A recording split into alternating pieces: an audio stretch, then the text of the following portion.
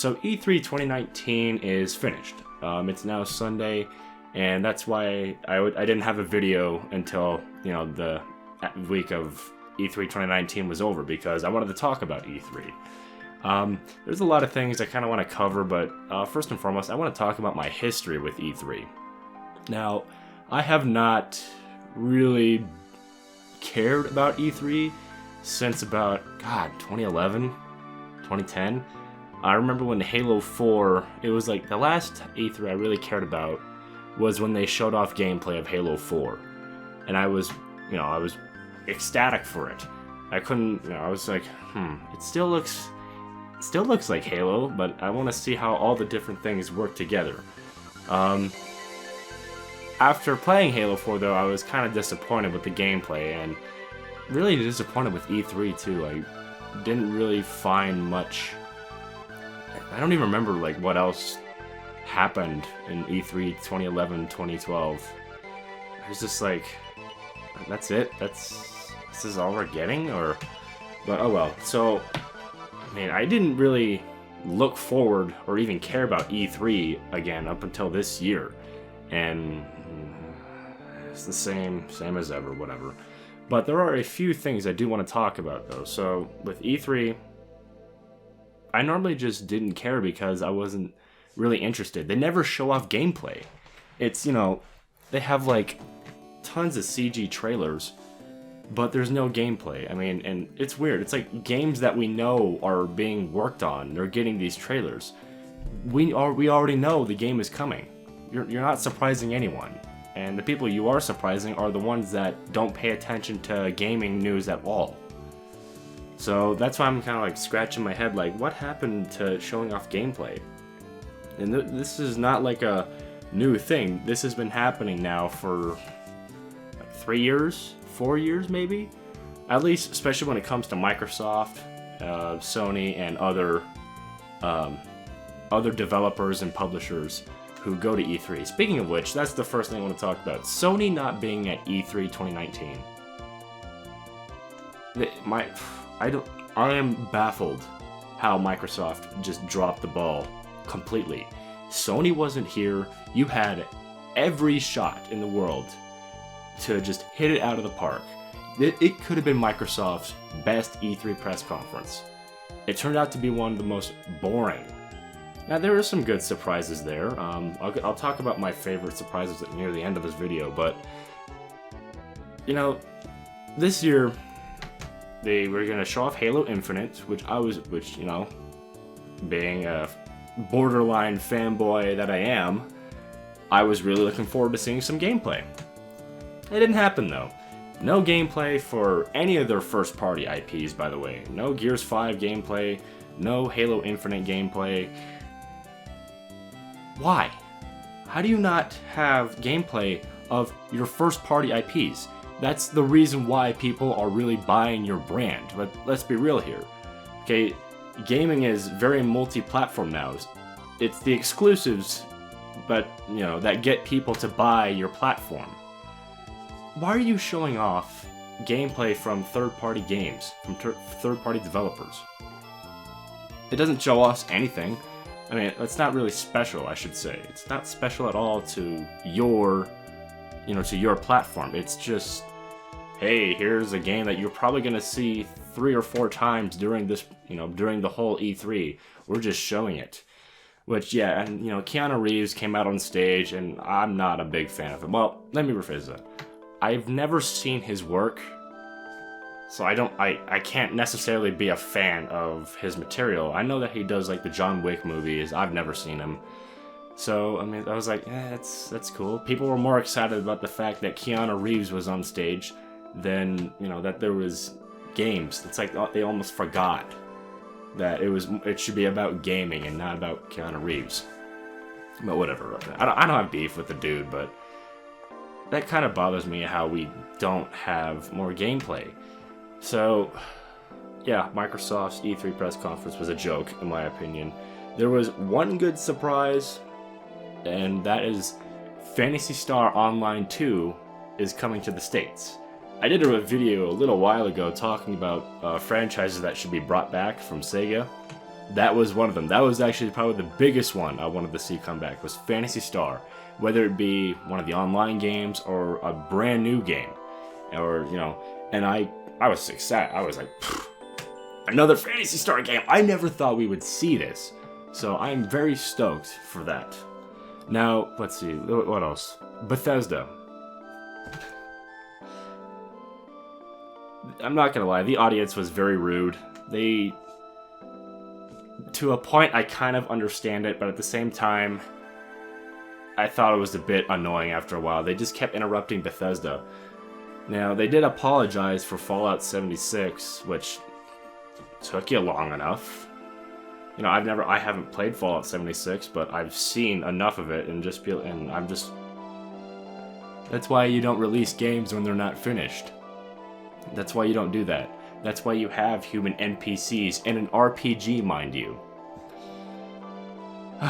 So, they come out on stage and they're just being interrupted the entire time, which, okay, maybe for a little bit of it I could kind of understand. Again, I kind of understand because there were people who spent $200 on that game. If I spent $200 on a product and it didn't work, I would be very angry. In fact, that is the perfect place to go to and express how you feel.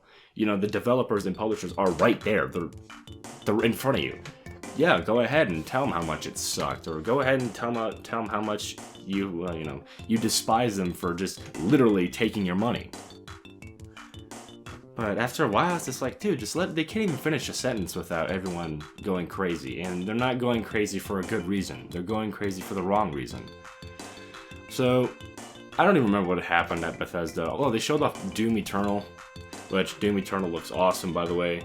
I'm gonna pick it up. I have Doom 2016. I thought that game was amazing. But, yeah, there's the Elder Scrolls Blades. Yeah, it's a free-to-play, microtransaction-riddled mobile game that's coming to the Switch. Instead of having an Elder Scrolls 6, here's a crappy mobile game for you. Have fun. So, Square Enix. Square Enix was good. They, obviously, because, they actually showed off gameplay of the Final Fantasy VII Remake. Which, by the way, I'm going through that game right now, the original, and it is just one of the most incredible RPG experience. It's one of the most incredible experiences I've had in gaming. As someone who tried it when I was younger, I couldn't get into turn-based RPGs now, or active time battle RPGs, whatever you want to call them, but I am really into it right now. And man, it's one of the best. And I know people probably gonna say it's cliche to say Final Fantasy VII is your favorite, but I haven't beaten any of those games yet, but so far that's easily my favorite out of all the ones I've played. But the remake, they showed off tons of gameplay from the remake. I cannot wait. I did not think I would be this excited for the remake of, one of the most, let's be real here, one of the most legendary games of all time. I'm stoked. And, it's coming out like March 2020, which is kind of nice because we don't have to wait like another 3 years just for it to come out. We gotta wait like 10 months, but you know what? I can do that. That's totally cool with me. And they did a pretty good job too. They showed a lot of gameplay, like I said. So that's a really good thing. I like it when they show gameplay. Now Nintendo. So these are the 4 press conferences that I really paid attention to. I should say. I don't really care about Ubisoft's work anymore. Meh. It's just they've kind of just gone out and ruined, maybe not ruined, but kind of tainted some franchises that didn't really need to be touched. So that's just me personally. I skipped out on that. And the EA press conference, I'm not even paying attention to them anymore. But Nintendo did an excellent job. I think this is their best press conference and easily the best one of 2019. They showed off like 20 games. And they're not like just schlock games. They're some pretty heavy hitters. Of course, they showed off all their third-party support. So, you know, Doom Eternal is coming to the Switch. We all know that. The Witcher 3 is now coming to the Switch. Yes, that game is a few years old, but I am curious to see how it'll run on the Switch. I just want to be clear, I don't have a Switch right now, but I'm really considering getting it. I don't know if I've said this in a video before, but, you know, all they have to do is release Metroid Prime 4 and the Metroid Prime trilogy, or even just the Metroid Prime trilogy on the Switch, and I'm buying it. But now I'm really considering getting a Switch because there's a Panzer Dragoon remake. Panzer Dragoon is seriously such a phenomenal game series. I cannot believe there have not been more of them. But, you know, my personal favorite is Panzer Dragoon Orta for the original Xbox, which, by the way, I think that's getting a remaster. Could be wrong, but I think it's getting a remaster, which is fine with me. That's an awesome game. But yeah, a remake of the first Panzer Dragoon. I couldn't believe it. I was like, oh my god, I never thought we would hear another, just even like, but like at E3, I never thought we would even hear about a big Panzer Dragoon game. So that's a good thing. They're having a Trials of Mana. Right? Is it? Yeah, it's Trials of Mana. They're finally translating it and bringing it here to the States for the first time. They're also having a collection, like the Mana collection, where it's like the first Final Fantasy adventure on the Game Boy, Secret of Mana on the Super Nintendo, which, by the way, that is an excellent RPG. If you have not played that, I highly recommend finding a way to do so, because it is an excellent game. And then they're going to have not only like a full-on remake of it, but they're going to include the original game too, translated obviously, into that collection. So that's something to look forward to. This one I'm kind of looking forward to. As much as I'm not really a Zelda fan, a Link's Awakening remake sounds awesome. And you know, there's gonna be like custom dungeons, and it's full-on remake. Everything's 3D, and it's a top-down Zelda. And honestly, I didn't think we'd see that on a yeah, technically it's a hybrid console, but that's their home console. So I did not think we'd ever see that again on a major dedicated console ever again, a 2D Zelda game.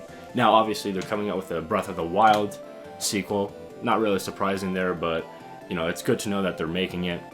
What else? I kind of wish I had a list in front of me, but those are the ones that I remember seeing, and I was just like, I think I gotta get a Switch now, because I was like, man, that was a really good press conference. If you've seen Nintendo's 2007 E3 press conference, they were a laughingstock. They were a joke. And now they're actually back to being, maybe not, I still wouldn't call them the kings of gaming, but they're back to being one of the bigger parts of gaming, which is a very good thing. Competition is always good.